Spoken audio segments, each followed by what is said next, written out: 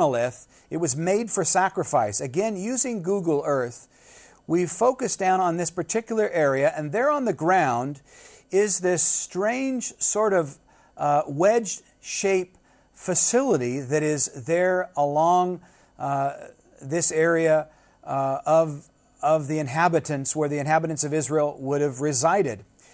Now, the Caldwells visited this area and photographed the altar. What it is imagine one end being open, the end to the left of your screen being open, and these channels being used to bring the animals into a stockyard, really. And at the end of the arrow, there is an ancient ash pit. Now, again, you need to recognize that in Saudi Arabia, burnt sacrifices were not practiced. This was something that was unique to the nation of Israel. And so to have not only an altar, but an altar that is meant for cattle and that has ancient ash is very exciting. So you have that location and some more evidence of something that at least matches with the description that we see within Scripture. If you take a 3D view of this, Google Earth has a feature which allows you to take a simulated 3D view of this particular location. You can see in the foreground, the yellow pin in the ground is representing the location of the golden altar of the calf, or the calf's golden altar. We have above that, in this ridge that begins to go up the mountain, the altar of Moses. If we move up that ridge, we notice that the top of the mountain, there is this specific line where the rosy granite turns suddenly jet black, absolutely black. You can see this when you visit it on Google Earth. You can look down through satellite images and you can see the peculiar top of this mountain. Nothing around it looks the same. Now, the Caldwells and others have visited this, and when they have photographed this mountain, they have seen that though there are no clouds, all of a sudden there is this sudden change in the topography where the rocks look as though they were burnt. It was Bob Kernuk and Larry Williams that they actually climbed to the top of this portion of Jabal al-Alz known as Al-Makla, and they were able to bring out some samples of the rock, took it to be examined, and it's been confirmed that the rocks that they brought out were granite with the outside surface having been melted. And when you consider the fact that the Bible tells us that God descended upon Mount Sinai in a cloud with thunders and lightning, it is interesting yet again to see something that at least represents the biblical text. So as we begin to look at all of these items, of course, none of this type of evidence exists within the traditional site of the Sinai Peninsula. There is no mountain top that's burnt. There is no altar to the golden calf, altar of Moses. There is no evidence of the Rephidim, the rock that Moses struck that split. There is no dry lake bed. There isn't even at the base of the traditional site of Mount Sinai in the Sinai Peninsula. There isn't even evidence of there being room enough for the amount of people which the Bible tells us came out of the land of Egypt. So it's exciting stuff, and it's the type of stuff which should cause us as Christians to be able to present the Bible not just simply as something that we believe as true simply because we want it to be true. There is evidence there for us to build up our faith.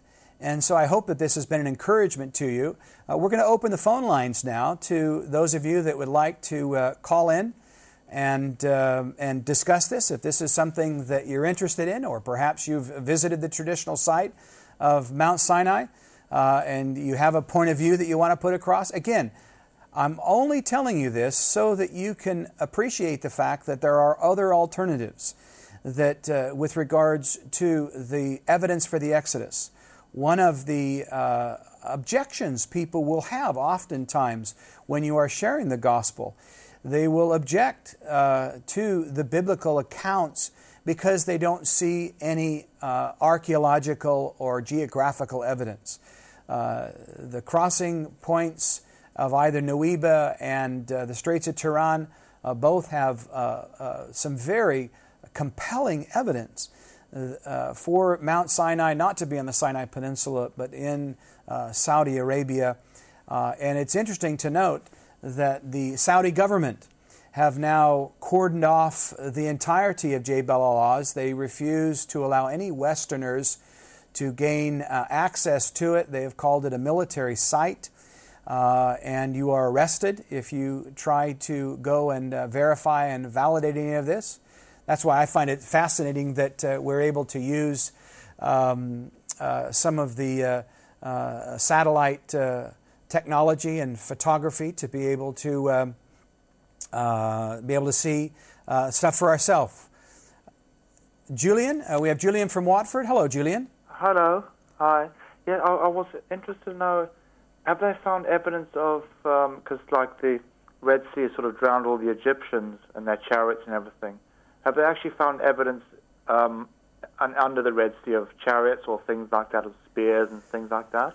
Well, interesting you asked that. Ron Wyatt, in his expedition up near the Nueba site, actually took a boat out along the underwater land bridge and used some equipment, recognizing that the Bible tells us that Pharaoh took with him 600 special chariots and all the rest of the chariots. The idea is they were probably gold-gilded chariots for the leaders of his army.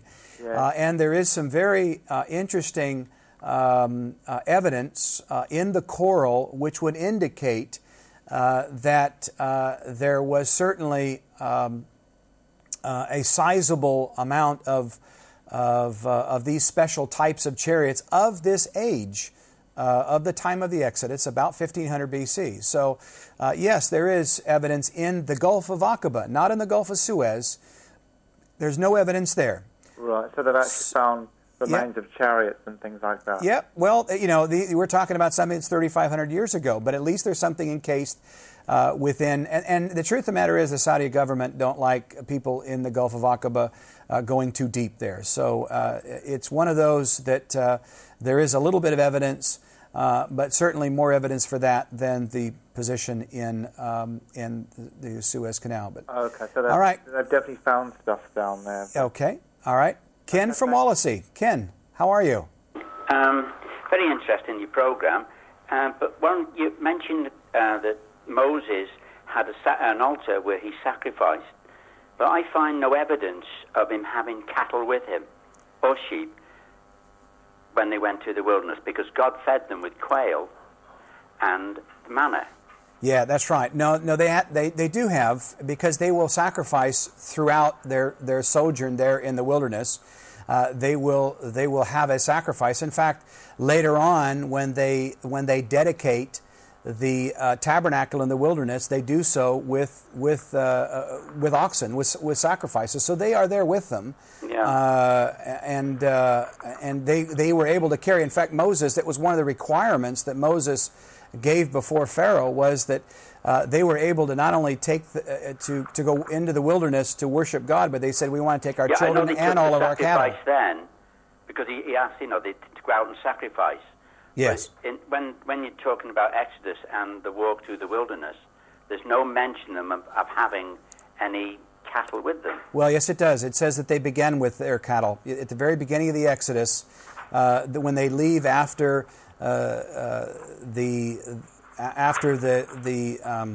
Passover, they then leave with their cattle and their children and all their belongings. Check it out. Read it for yourself. Yeah, I will do. Okay, David. Hi. Well, I'm glad you're talking about this tonight, about the wilderness and the Red Sea. I remember watching a series of a talk by a man called Josh McDowell. I don't know if you've heard of him. Yes.